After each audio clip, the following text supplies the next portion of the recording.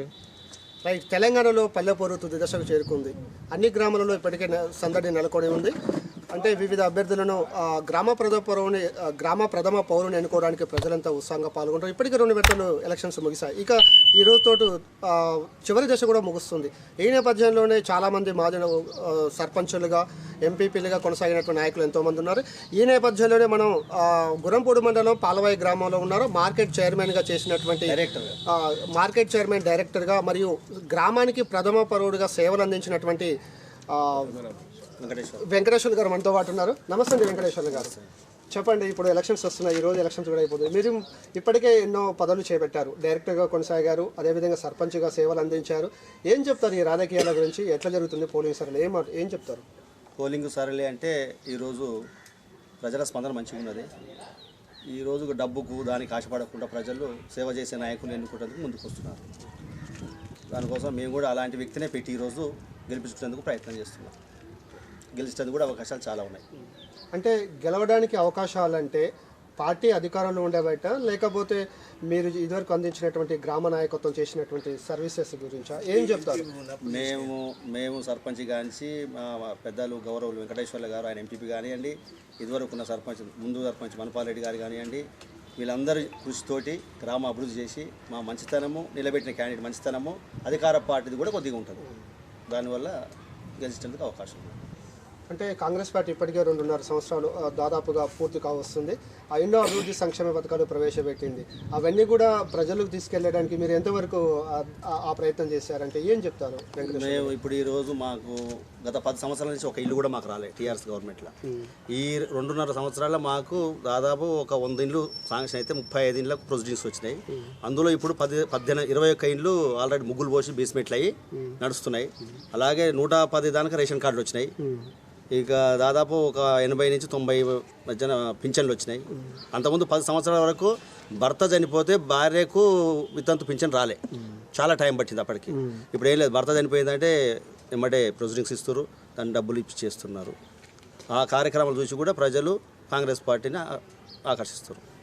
ఎట్లుంది మరి ఈసారి పాల్వాయి గ్రామం సర్పంచ్ ఏదో అంటే ఎట్లా ఉంది? ఏం చెప్తారు? పాల్వాయి గ్రామ పంచాయతీ కాంగ్రెస్ పార్టీ అభ్యర్థిగా బైరెడ్డి సత్యనారాయణ నిలబెట్టుకున్నాం. అందరం ఎంపీపీ గారు అనుకో, మనపారెడ్డి గారు అనుకో, నేను అందరం కలిసి, కుండలరెడ్డి అందరం కలిసి మేము చేసిన అభివృద్ధి కార్యక్రమాలకు అతనికి కాంగ్రెస్ పార్టీ తరఫున గెలుస్తాడని మేము ఆశిస్తున్నాం.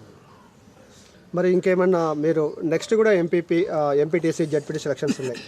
వెంకటేశ్వర్లు గారు ఏమైనా మరి అట్లాంటి ప్రయత్నాలు ఏమైనా చేస్తున్నారా? ఆయన ఏది చేసినా మా ఊరికి ఆయన మా సహకారం ఉంటుంది. ఆయన కాదంటే ఆయన తరఫున ఎవరు పెట్టినా మేము సహకరిస్తాం. అది పార్టీ నిర్ణయం, ఆయన నిర్ణయం. చివరిగా పాల్వాయి గ్రామ ప్రజలకు ఏం చెప్తారండి? ప్రజలైతే మా దగ్గర ఇప్పుడు ఘర్షణ అయితే ఉండవు. ఎవరైతే అభివృద్ధి చేస్తారో దానికే ఇస్తారు. మా గ్రామానికి ఈ 2000 సంవత్సరాల నుంచి అంతకుముందు కాలం పోయింది. మాచిన బుచ్చరెడ్డి అనే వీళ్ళ ఫాదర్ 25 సంవత్సరాలు చేసిండు. అప్పుడు నిధులు లేవు, ఏం లేవు. మేము వచ్చిన తర్వాత నేను సర్పంచ్ తర్వాతనే గ్రామ పంచాయతీ బిల్డింగ్ కట్టినాం, సీసీ రోడ్లు వేసినాం.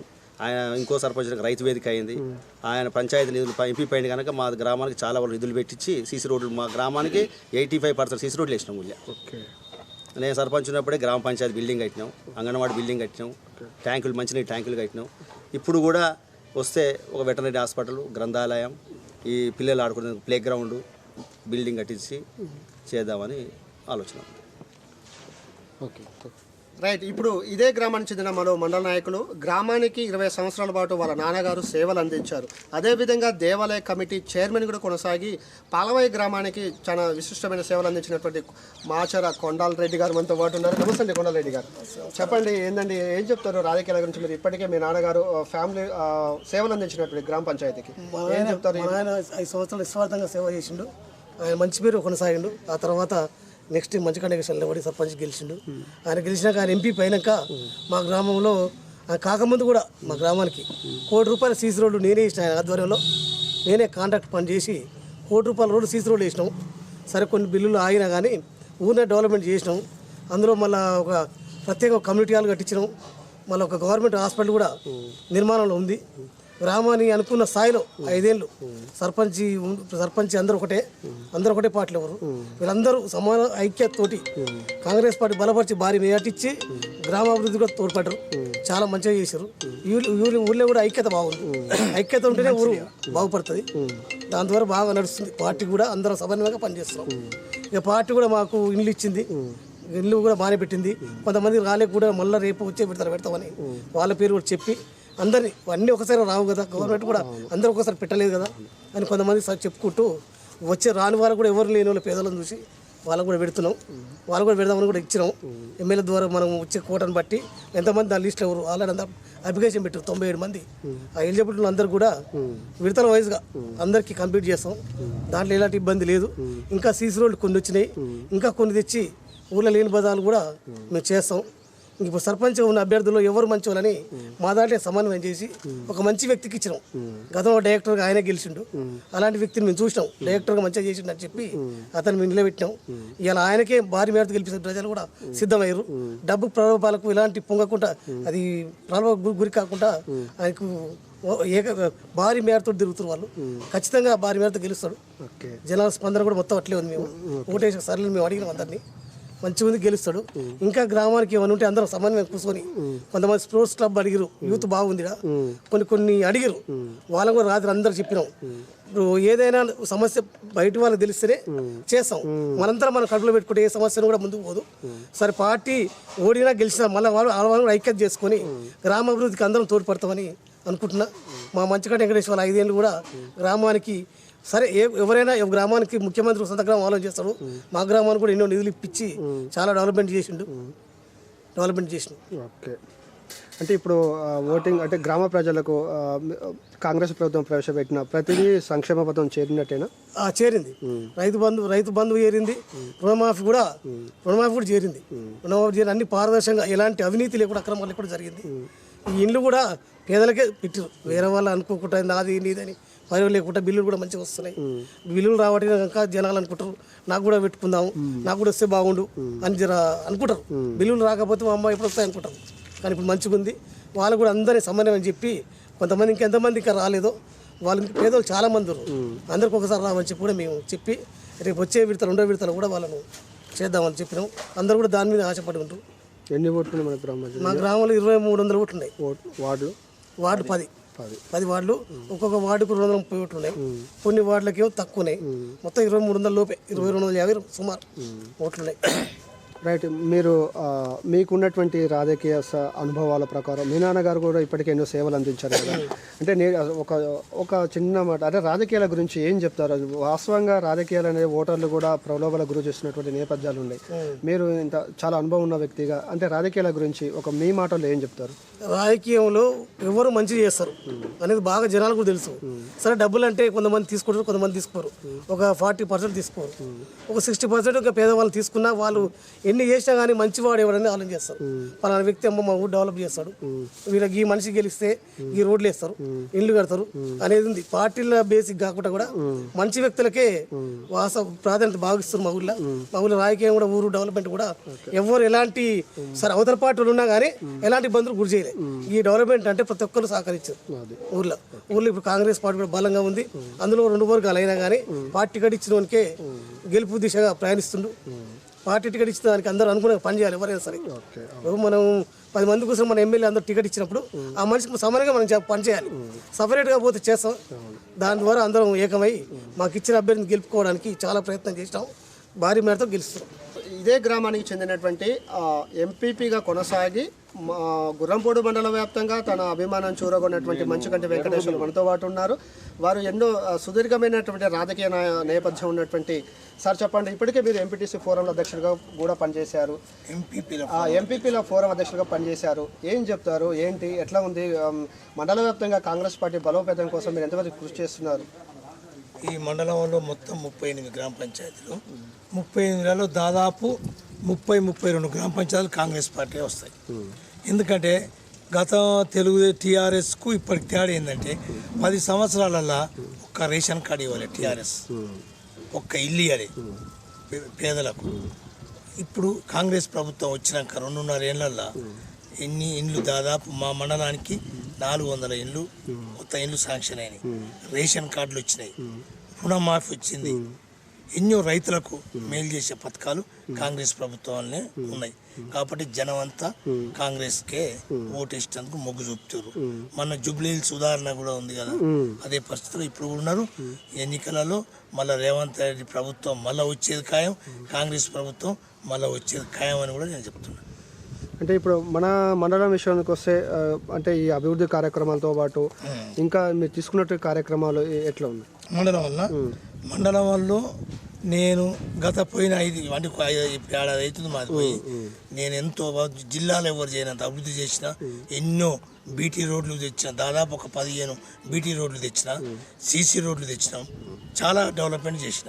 సరే ప్రభుత్వం నేను వేరే అప్పుడు లేను, తర్వాత ఇప్పుడు నాకు టీఆర్ఎస్ కన్నా కాంగ్రెస్ ప్రభుత్వంలో జానారెడ్డి గారి నాయకత్వంలో ఎమ్మెల్యే రఘువీర్ రెడ్డి, ఎంపీ జయవీర్ రెడ్డి, రఘువీర్ రెడ్డి వీళ్ళు ముగ్గురు నాయకత్వంలో చాలా మంచిగా ఉంది. జానారెడ్డి అంటేనే అభివృద్ధికి మారిపోయారు రాష్ట్రంలో. ఆంధ్రప్రదేశ్ ఉన్నప్పుడు జానారెడ్డి గారు అంటే ఒక వెలుగుండు. ఇవాళ కూడా జానారెడ్డి మాట మీదనే ఇవాళ రాష్ట్ర పార్టీ నడుస్తుంది. మేమందరం ఆయన చెట్టు కింద ఉండి ఆయన చెప్పినట్టుని మేము అభివృద్ధి చేస్తామని కూడా చెప్తా ఉన్నాం. ఇప్పుడు మండల వ్యాప్తంగా మీరు చేసినటువంటి అభివృద్ధి కార్యక్రమాలు మన పాల్వాయి గ్రామానికి ఎంతవరకు దోహదపడ్డాయి? మండలంలో నేను ఎంపీపీగా ఉన్నప్పుడు ఈ గ్రామానికి పాల్వాయి చెరువు ఉన్నది, అక్కడనే చెరువు హై లెవెల్ కెనాల్, ఇంకొక 3-4 నెలల్లో చెరువు నింపే కార్యక్రమం అవుతుంది. దాదాపు 3 కోట్లు ప్రాజెక్ట్ అది. అప్పుడు సుఖేంద్ర రెడ్డి గారు ఉన్నాడు, వారు వచ్చి స్వయంగా వచ్చి మంజూరు చేయించిండు. అది ఇంకొక 3-4 నెలల్లో ఆ పని అయిపోతే మా చెరువు సస్యశ్యామలం అవుతుంది. ఈ ఊరు కాకుండా సూర్యపల్లి, వేరే మండలం కూడా సూర్యపల్లి, చిలకమర్రి, మా మండలంలో పాశవారిగూడెం, శేకాశపురం, కాలోపల్లి ఒక 10-15 గ్రామాలకు ఈ హై లెవెల్ కెనాల్ దోహదపడుతుంది. 99 కోట్లు. అవును, మన చెరువుకు దాని లెక్క 99 కోట్లు మొత్తం. సరే ఏమో అది చాలా అభివృద్ధి అయింది. ఈ ఒక్క పాల్వాయికే నేను ఎంపీగా ఉన్నాక ఏ గ్రామంలో చేయనంత చేసినాం. 85%, 90% సీసీ రోడ్లు వేద్దామన్నా లేవు, ఒక 5-6 బజార్లు మిగిలినాయి. ఇది చాలా పెద్ద గ్రామం, 3 కమిటీ హాళ్ళు దాదాపు ఎక్కడ ఉండవు. ఈ గ్రామంలో 3 కమిటీ హాళ్ళు కట్టించినాం. 100 మండలం వల్ల 100,000 ట్రాన్స్ఫారాలు ఇప్పించినాం. ఎంతో అభివృద్ధి చేసినాం. మాకు మండల నాయకులు కూడా కాంగ్రెస్ పార్టీలో అందరం సహకరించుకుంటూ ఒకరికొకరు మండల నాయకత్వం బాగుంది. జానారెడ్డి గారు, ఎమ్మెల్యే జయవీర్ రెడ్డి గారు, ఎంపీ గారి నాయకత్వంలో ఈ మండలాన్ని ఇంకా అభివృద్ధి చేస్తాం. రేపు టికెట్ ఎవరికి ఇచ్చినా మేము అందరం కలిసి జానారెడ్డి గారు ఏదంటే ఆయన మాట మీద మేము పనిచేస్తామని కూడా ఈ సందర్భంగా చెప్తున్నాం. అంటే కొన్ని బుజ్జగింపులు ఉంటాయి మీకు. ఇప్పుడు ఉదాహరణకి ఇప్పుడు మనం చూసుకున్నట్టు కాంగ్రెస్ పార్టీ రెబెలే అభ్యర్థి ఉన్నాడు అంటే ఇలాంటి అసమ్మతి నాయకులు ఉంటారు, వాళ్ళని కలుపుకుపోయేటటువంటి మీరు. నాకు కూడా ఎంపీ, నేను 83లో వార్డు మెంబర్ని, 88లో సర్పంచ్ని, తర్వాత ఎంపీటీసీ వైస్ ఎంపీపీగా మళ్ళీ ఎంపీపీగా చేసిన. నేను దాదాపు 40 సంవత్సరాల సంది కాలికి ఎప్పుడు లేను. మధ్యలో నా భార్య నేను 40 ఏళ్ళ సంది పనిచేసిన. అయినా కూడా ఇప్పటికి కూడా నాకు 67 ఏళ్ళు అయినా కూడా అరే నాకు ఇంకా పదవి ఇస్తే బాగా ఇప్పటికి కూడా ఉంది. ఒకవేళ ఎంపీటీసీ జనరల్ వస్తే జానారెడ్డి గారు చేయమంటే చేస్తా, లేకపోతే కార్యకర్త కొనసాగమన్నా జానారెడ్డి గారి మాట మీద నేను ఉంటా. నాకు ఎవరికి ఇచ్చినా చేస్తా, నాకు ఇస్తే కూడా చేసేందుకు నేను సిద్ధం. మండలంలో ఎన్ని గ్రామ పంచాయతీలు కాంగ్రెస్ పార్టీ అభ్యర్థులు గెలుస్తారు అనుకుంటారు? నేను దాదాపు తక్కువ 30 గెలుస్తాం అనుకుంటాను. మొత్తం ఎన్ని? 38. 38కి 30 వస్తారు. 30 ఈజీగా వస్తాం. ఎందుకంటే వారు మా ఎమ్మెల్యే గారు చేసిన అభివృద్ధి ఆయన చోటు చూసే వస్తాయి. అంటే రాబోయే ఎలక్షన్స్ కూడా ఎంపీటీసీ, జెడ్పీటీసీ ఎలక్షన్స్ ఉన్నాయి. కాంగ్రెస్ పార్టీ బలోపేతానికి మండల వ్యాప్తంగా మీరు ఎటువంటి ప్రణాళికతో ముందుకెళ్తారు? ఎంపీటీసీ వస్తాయి, జెడ్పీటీసీ వస్తుంది.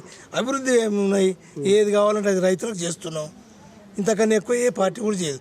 10 ఏళ్ళలో చేయని పనులు 2 ఏళ్ళలో చేశారు. ఇంకొక 2 ఏళ్ళు అయితే కాంగ్రెస్ ప్రభుత్వం ఏం చేసేదని తెలుస్తుంది.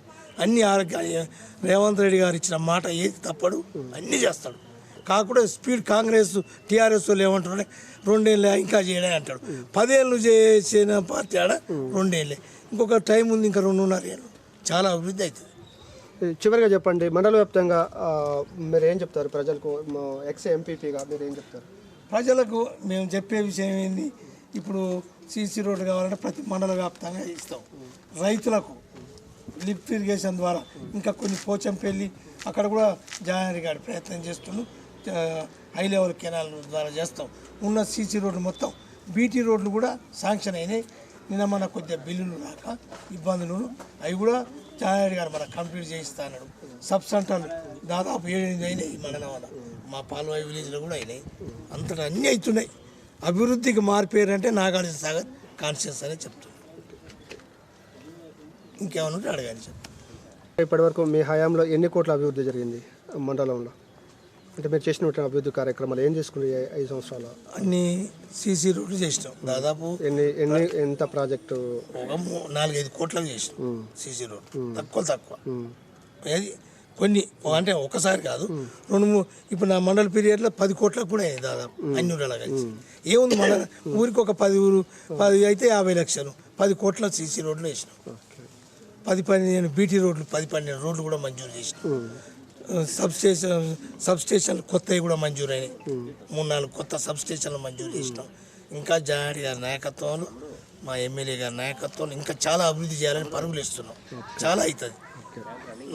తెలంగాణ రాష్ట్రంలో ఎక్కడ కానీ అభివృద్ధి ఈ నాగార్జున సాగర్ కాన్స్టిట్యున్సీలో అవుతుందని నేను ఆశిస్తున్నాను. మేము వాళ్ళని ఆ పని చేస్తామని మేము ఆ నమ్మకంతో నేను ఇవాళ 30 గ్రామ పంచాయతీల పైగా కాంగ్రెస్ ప్రభుత్వం గెలుస్తుందని చెప్తున్నాను. ఇంకా ఒకటి ఎంపీటీసీలు కూడా ఈజీగా వస్తాయి. మేము అవుతాం. విద్యకు స్కూల్స్ చాలా అభివృద్ధి ఉన్నాయి. ఇంకా కొన్ని లేని ఉంటే కూడా అభివృద్ధి చాలా ఇంట్రెస్ట్ ఉన్నది ఎమ్మెల్యే గారికి. విద్య చేయాలనే ఆలోచన, ఆరోగ్యం. సో ఇప్పుడు హాస్పిటల్ ఉన్నాయి, పడకలు ఎక్కువ కావాలంటున్నాం. మొన్న కూడా చెప్పినాం. గుర్రంపూడి కూడా అభివృద్ధి చేసే ఆలోచన ఉన్నాడు. సబ్ మార్కెట్ కావాలన్నాం, సబ్ మార్కెట్ చేయిస్తా అని చెప్పిండు ఎమ్మెల్యే గారు. బస్ షెల్టర్ లేదు, బస్సు షెల్టర్ జాగా లేక ఇబ్బంది ఉండే, అది కూడా మంజూరు అయింది. 10 లక్షలు ఎమ్మెల్యే గారి నిధులకు వెళ్ళి ఇచ్చిన. గుర్రంపూడి మండల హెడ్ క్వార్టర్లో సబ్ స్టేషన్ కూడా చేస్తాం. ఏదంటే జనానికి ఇష్టానికే ఉన్నాం.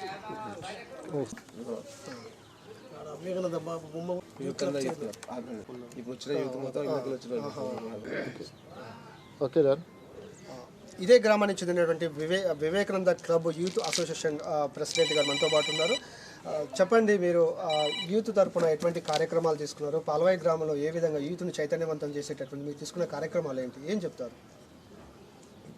మా గ్రామంలో యూత్ ఫస్ట్ నుంచి కూడా చాలా మంది ఉన్నారు, ఎక్కువ మంది యూత్ మెంబర్స్. మేమందరం కలిసి వాలంటీర్ ఆర్గనైజేషన్తో మేము బాగా రక్తదాన శిబిరాలు, ఆరోగ్య హెల్త్ క్యాంప్స్, డెంటల్ క్యాంప్స్ ఇవన్నీ పెట్టేది. శ్రమదాన కార్యక్రమాలు కూడా పెట్టేది. మాది దాదాపు 30 సంవత్సరాల నుంచి ఆర్గనైజేషన్ మాది రన్నింగ్లో ఉంది.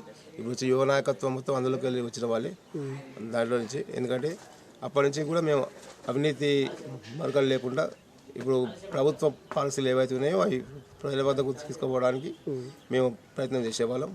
ఆ విధంగా వీళ్ళ గ్రామంలో శ్రమదాన కార్యక్రమాలు కానీ, గేమ్స్ కానివ్వండి, జిల్లా స్థాయి స్పోర్ట్స్ పెట్టినాం, క్రికెట్ పెట్టినాం, కబడ్డీ పెట్టినాం. పెద్ద ఎత్తున కార్యక్రమాలు ఎస్పీ గారు వచ్చేటప్పుడు, ఇప్పుడున్న హైదరాబాద్ హజనార్ గారు కూడా అప్పుడు నల్గొండ ఎస్పీగా ఉంటారు. ఆయనతో కూడా మేము అవార్డు తీసుకున్నాం. మా ఊరికి డిస్ట్రిక్ట్ బెస్ట్ అవార్డు కూడా వచ్చింది. కలెక్టర్ గారితో కూడా అవార్డు తీసుకున్న సందర్భాలు ఉన్నాయి మనకు. కాబట్టి అప్పటి నుంచి కూడా మేము మద్యపానం మీద, దాంట్ల మీద మొత్తం ఉద్యమాలు, తర్వాత వన మహోత్సవం, ఇలాంటి కార్యక్రమాలు ఎన్నో గ్రామానికి సంబంధించిన మొత్తం మీద మేము చాలా మద్దతు చేయడం జరిగింది. ఆ క్రమంలో వచ్చిన యువత వీళ్ళందరూ ఇప్పుడు కొండరెడ్డి గారు కానివ్వండి, మేమందరం మాజీ సర్పంచ్, ఇప్పుడున్న సర్పంచ్, ఆ యూత్ మొత్తం కష్టపడి పనిచేసే తత్వంతో వచ్చిన వాళ్ళు. కాబట్టి పైసలు కానీ డబ్బుల మీద ఆశపడకుండా కేవలం సర్వీస్ చేయడం కోసమే వీళ్ళంతా పనిచేసే వాళ్ళు. మా ఊళ్ళో ఇప్పుడు దాదాపు ఒక 150 మంది వరకు ఉన్నారు మొత్తం యూత్. మేము చేసిన తర్వాత మండలంలో కూడా మా ఇన్స్పిరేషన్తో చాలా యూత్ క్లబ్లు ఏర్పడ్డాయి. వాళ్ళు కూడా అందరు చాలా మంది కార్యక్రమాలు చేశారు. ఇంకా అందరూ ఆ స్థాయిలో దాని మీదనే డిపెండ్ కాలేక కొంతమంది కొంచెం వెనకాడికి వేయడం జరిగింది. ఎందుకంటే అందరూ కూడా ఒకటే దాని మీద ఉంటారు కదా, పెద్దవాళ్ళు అయిపోయినాక ఇంకా కార్యక్రమాలు కొంచెం ఉంటాయి. కాబట్టి దాని ఇన్స్పిరేషన్ అనేది ఇంకా నడుస్తూనే ఉంది.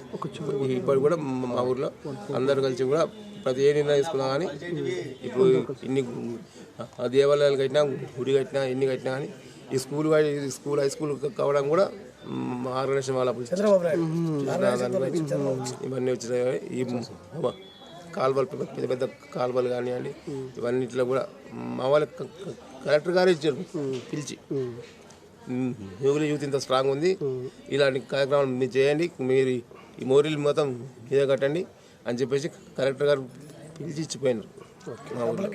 మోలీ క్లబ్కే క్లబ్ ద్వారానే సీఎం వచ్చింది చంద్రబాబు. అలాంటి గ్రామాన్ని ఇంకా ఇంకా ఇంకా ఇంకా ఆదర్శవంతంగా ఇంకా మంచిగా తీసుకుపోవాలని చెప్పేసి మా ప్రయత్నం. Thank you very much. Gurrampudi మండలం పాల్వాయి గ్రామ పంచాయతీ నాయకులంతా కూడా సమిష్టిగా కృషి చేస్తూ తమ గ్రామ సర్పంచ్ కాంగ్రెస్ పార్టీ బలపరిచిన అభ్యర్థిని విజయం కోసం చాలా కృషి చేస్తున్నామని చెప్తున్నారు. అంటే నిజంగా ఈ గ్రామంలో చాలా ఒక విశిష్టమైనటువంటి నేపథ్యం కలిగినటువంటి సందర్భం అనిపిస్తుంది.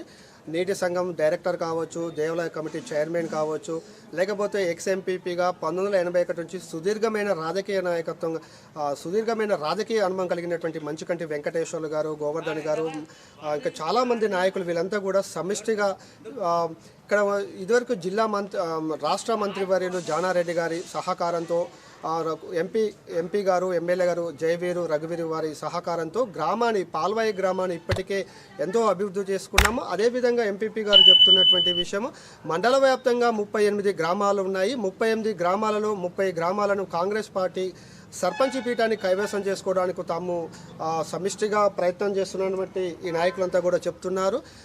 వచ్చే ఎంపీటీసీ ఎన్నికల్లో, జెడ్పీటీసీ ఎన్నికల్లో కూడా మా అధినాయకత్వం జానారెడ్డి గారి, అదేవిధంగా ఎమ్మెల్యే ఎంపీ గారి ఆధ్వర్యంలో కాంగ్రెస్ పీఠాన్ని, ఎంపీపీ పీఠాన్ని కూడా కైవసం చేసుకోవడానికి సమిష్టిగా కృషి చేస్తామని వారు చెప్తున్నటువంటి సందర్భం ఇది. మొత్తానికైతే అదేవిధంగా వివేకానంద యూత్ క్లబ్ అనేది ఒక సంస్థను స్థాపించి యువత పెడదారి పట్టకుండా వాళ్ళని సక్రమార్గంలో నడిపించేటందుకు వాళ్ళకి కావాల్సినటువంటి సామాజిక సేవా కార్యక్రమాలు కావచ్చు, క్రీడా మైదానం ఏర్పాటు చేయడం, ఇలాంటి ఎన్నో కార్యక్రమాలు చేపట్టి జిల్లా ఎస్పీ గారి, కలెక్టర్ గారి ఆధ్వర్యంలో ఎన్నో సోషల్ యాక్టివిటీస్ చేపట్టినటువంటి ఈ నాయకులంతా కూడా కలిసి యువతికి ఒక రకమైన మార్గనిర్దేశం చేస్తున్నటువంటి పరిస్థితి ఇది. మొత్తానికైతే పాల్వాయి గ్రామం అయితే నిజంగా కాంగ్రెస్ నాయకులంతా కలిసి ఒక సమిష్టిగా చేయడం, వారు చెప్తున్నటువంటి మాటలు మనకు కూడా చాలా కొద్దిగా చాలా మంచిగా అనిపించినటువంటి నేపథ్యం. ఇట్లా పాల్వాయి గ్రామాన్ని అయితే మొత్తానికైతే కాంగ్రెస్ పార్టీ పీఠాన్ని కైవసం చేసుకోవడానికి, గ్రామాన్ని అభివృద్ధి పంతాలో నడిపించడానికి ఇప్పటికే మన గ్రామం కావచ్చు, మిగతా 38 గ్రామాలలో ఎక్స్ఎంపీపీ గారు చెప్తున్నటువంటి విషయం ఏంటంటే ఎన్నో కోట్ల నిధులు, ఎన్నో దేవాలయాలు కట్టించడం, సీసీ రోడ్లు నిర్మించడం, ఇప్పటి వరకు దాదాపు ఒక 5-10% మాత్రమే రోడ్లు మిగిలి ఉన్నాయి. మండల వ్యాప్తంగా ఎన్నో అభివృద్ధి కార్యక్రమాలు చేపట్టినవని మంచుకంటి వెంకటేశ్వర్ గారు, మాజీ ఎంపీపీ చెప్తున్నటువంటి పరిస్థితి ఇది. మొత్తానికైతే పాల్వాయి గ్రామంలో కాంగ్రెస్ నాయకుల సమిష్టి కృషి ఈరోజు వాళ్ళ ఫలితం తేలనుంది. చూద్దాం ఏం జరుగుతుందో. పాల్వాయి గ్రామం అభివృద్ధి జరగాలని ఎన్టీజీ న్యూస్ కూడా కోరుకుంటుంది. వీడియో జర్నలిస్ట్ నాగరాజ్తో సాగర్, పాల్వాయి గ్రామ పంచాయతీ.